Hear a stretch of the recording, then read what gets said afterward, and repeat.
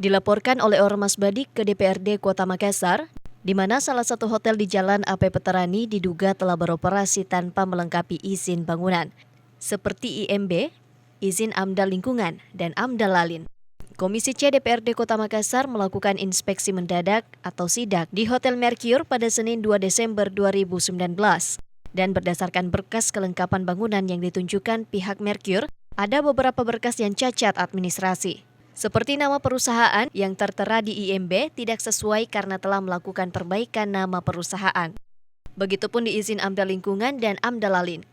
Alhamdulillah setelah kami melaksanakan sidak di Hotel Mercure, ya memang ada kesalahan administrasi.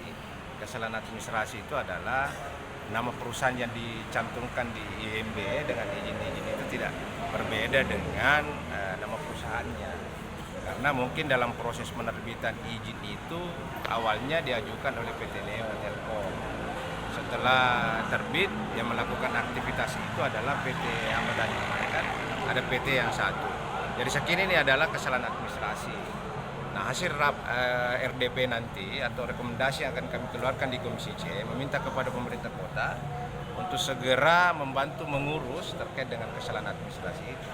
Kenapa? Karena kalau ada kesalahan administrasi dan mereka melakukan suatu aktivitas itu adalah pelanggaran. Abdi juga menambahkan selain cacat administrasi, AMDAL Lalin yang sementara diproses oleh pihak Mercure masih berbentuk berita acara ekspos, di mana pengurusan yang harusnya diselesaikan di Kementerian Perhubungan karena posisi hotel berada di Jalan Nasional. Belum resmi mendapat izin AMDAL Lalin. Ira, Fajar TV dan Fajar Radio melaporkan.